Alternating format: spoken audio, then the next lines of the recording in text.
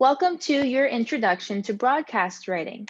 Many of you may be familiar with print and or broadcast already, but there are a lot of differences and there also are a lot of similarities. So let's go over those. In print, that's usually written in inverted pyramid style. It usually has a lot of depth, context, and information. It's usually rereadable. Anyone can go back and reread that, usually on a website or a newspaper. And it's usually untimely. So if you go back and you read it, say a week later, it should make sense. Readers cannot see emotions, only words. And it uses strong, sophisticated words to portray those emotions that you can't see since someone's not reading it to you. And readers are expected to exercise some effort to understand the stories. Broadcast is written for the ear, not the eye. So it's not as deep and complex. It's also more timely, and no effort should be required from the audience. It's simple, conversational, and viewers can see emotions or hear emotions, whether they're watching an anchor speak on television or they hear a broadcaster on the radio. They could feel the emotions that the person is speaking because they are using simple and conversational words. And it's so important in broadcast to write as you speak, and we're going to go over that. So the basic format of broadcast is writing in a split page format, the video on the right and audio on the left.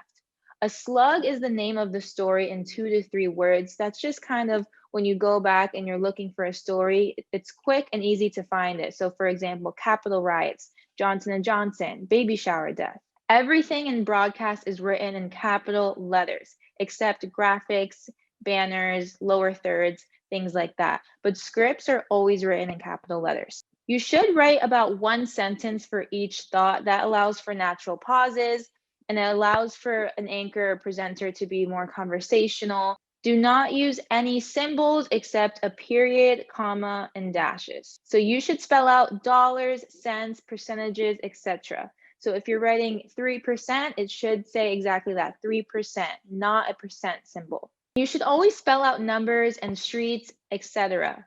For example, Dr. Smith, 2 o'clock this morning, $4, 1.5%, etc.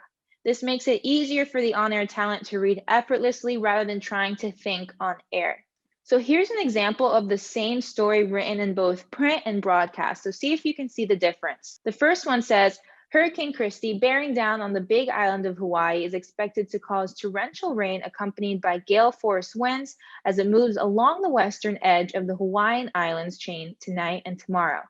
If you were listening to me say that on air, that is a mouthful and I lost my breath. That did not sound natural, but in print, it's very formal and it works. Let's read the broadcast script. The people of Hawaii are preparing for Hurricane Christy. The storm is expected to cause torrential rain and strong winds. Christy is predicted to move along the western coast of the Big Island tonight and tomorrow. So see, every thought there was 1 sentence. It was very simple, conversational, and straight to the point. So that's the difference between print and broadcast. Here's another example. The print one says, New Orleans transgender community is on edge after 2 transgender women were murdered within 48 hours of each other. No arrests have yet been made in the cases, which police say appear to be unrelated. So here's the broadcast version. 2 transgender women have been killed in New Orleans over the weekend. The murders happened just 48 hours apart. No arrests have been made yet, but police believe the incidents are not related. One thing you should notice here is the broadcast script gets right to the point. The lead always goes right away. Sometimes in print, you may bury the lead, but in broadcast, the lead is always the first sentence. So here are some things you should avoid using when you're writing in broadcast. You should avoid slang, insiders, jargon, cliches, words that you wouldn't use in your day-to-day conversations. For example, instead of saying vehicle, you would say car. Instead of saying deceased, you would say dead. Instead of blaze, fire, wounded, injured, detained, arrested. Here are some general rules for broadcast writing. Like I said, you write like you speak and you write very conversationally in broadcast. For example, you would say the building collapsed rather than the building disintegrated. Disintegrated is a very formal word. You wouldn't use that in your day-to-day conversations, and it's just not conversational. So you would use the word collapse instead. You never want to use any opinions or editorializing in your broadcast scripts. For example, you don't want to say, I love that, or she wore a pretty green shirt, or thankfully, or unfortunately, because those are all opinions. In broadcast, you want to always use an active voice. For example, the man robbed the home rather than the home was robbed by the man. So the subject, as you may know, always goes first. You want to keep sentences very concise and short. So about 15 words per sentence. Always write the lead of the story in present tense, what is happening now. Identifiers precede names. So for example, former President Bill Clinton.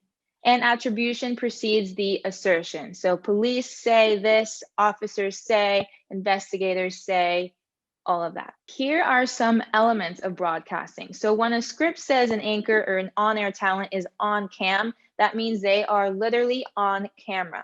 The talent, whether it's an anchor or reporter, will usually say a line or a lead introducing the story before the video is played. Once video starts playing over the anchor speaking, this is called a voiceover or a VO. The talent's voice is heard over the video. So for example, this whole presentation is a VO or a voiceover because you hear my voice over the presentation, but you don't see me. A soundbite is exactly what it sounds like, a bite of sound. It's the broadcast version of a direct print quote. It's usually a short clip, about 10 to 15 seconds of someone speaking from an interview, and this gives credibility to the story, making it more compelling for the viewer. So for example, a viewer at home would want to hear from a witness rather than you. This makes them feel more connected to the story and like they're there. A VOSOT is one of the most common types of stories you will see in a broadcast. It usually starts with the talent on camera giving a lead in, like I said before. That goes into a voiceover, which is what we're doing right now, and includes a soundbite, then ends with some more voiceover or the talent back on camera. A package is a combination of voiceover, video, graphics, interviews, and any other elements that allow for strong storytelling. It's usually about 1:30 to 2 minutes long and can include a stand-up, which is the reporter doing a quick on-screen update from a location that makes sense to the story. Packages usually include sound bites from at least 2 different interviewed sources. And I'm going to show you guys what all of this looks like on screen. A tease is exactly that. It teases stories to come later in the newscast. So here are 2 scripts that are teases. So the first one says, find out how one Miami woman is changing lives after the break. Or coming up, new details on a deadly shooting in West Park that left a mother of 4 dead. We'll have that story when we return. So here's an introduction to ENPS. AP-ENPS is a broadcast news production system created by the Associated Press. It's basically a software we use here to create the rundowns for our newscasts and shows, to search for wire stories, and to write scripts. This is where we create a rundown. A rundown is an item-by-item sequence of the show, meaning the order of stories, how long they are, how long scripts are, and where all the graphics go, etc. ENPS has a feature that shows you how long your script is as you write. This helps time the show, and I'm going to show you guys what all of this looks like so you're not confused. So when you go to write a new story in ENPS, you click on New, click on New Story, give it a title or a slug, then hit Enter. You put the name of the anchor or the talent, and then you click on Production, Anchor, Insert. So here's an example of a VOSOT used in UMTV's News Vision. I'm going to show you how it's written, then how it looks in ENPS in the rundown, and then I'm going to show you an example of how that looks on air. So the slug or title of the story is Vaccines for Kids. So you see anchor on cam. The anchor will be on camera leading into the story. Then take VO or voiceover. We'll hear the anchor's voice while they read and we see video. Then we'll hear a SOT or a sound bite. And we'll go back to anchor VO, back to the anchor reading, and back to video to end the story. So here's what that looks like in ENPS. All those blocks, that is the rundown. So that is the whole show, all the stories one by one, and how they're going to time it, the order of the show, when commercial break is, all of that. On the right side, you see the story that we're just talking about, Vaccines for Kids. So the anchor is on cam there. Here's a closer look. All those elements, the on cam, the VO, the SOT, and then more VO, those are all in different boxes because they're all different elements. So these are production cues. So that way the people in the control room know what's going on and what's the order. So from left to right, first we see the anchor on cam, that's their introduction. Then we go to VO, so they know to play the video and the anchor is still reading. Then we go to SOT, so we hear a soundbite from an interview, and then we go back to VO. And here's how all these things look on air.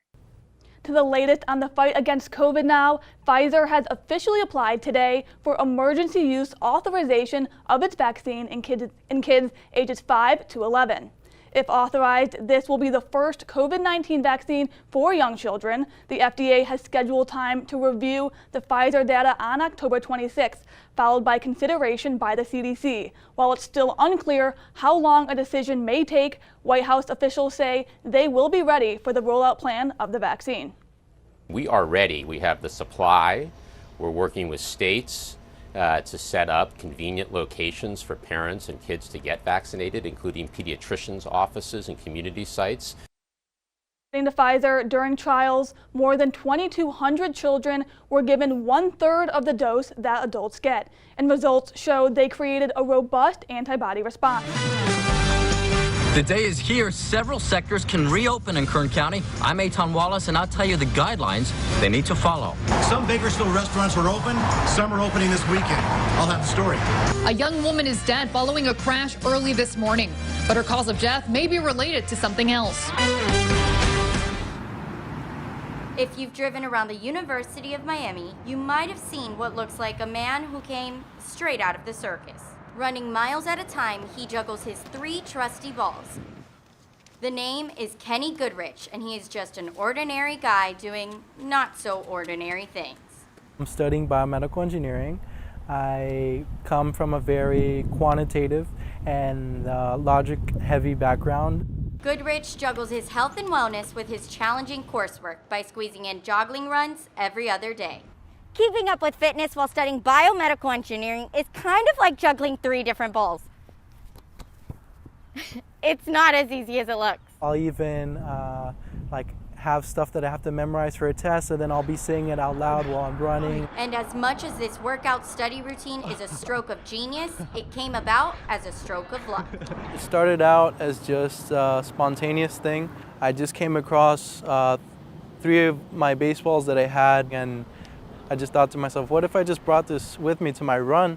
I ended up falling in love with it. Today, the Miami joggler has built a name for himself amongst University of Miami students. Who's that guy? Who's that? Seeing him is kind of like seeing Bigfoot. And I always call up my friend. I'm like, I saw a juggling guy. And sometimes he'll call me and be like, I saw a juggling guy. We always get so excited about it. What passersby see as their commute entertainment is really one man's workout. I mean, to me, it's just, I'm just going out there and running. It's not, that big of a thing to me. It's just another form of, exercise. But the fans definitely don't go unnoticed. I definitely like to just feed off of the energy of the people, usually just their positive energy and support that just keeps me going. For UMTV, I'm Cassandra Garcia. So that concludes your quick introduction to broadcast writing. I hope this gave you some great information and the basics of how to get into it. I promise it's not as hard as it looks. If you have any questions, do not hesitate to ask your professor, and good luck.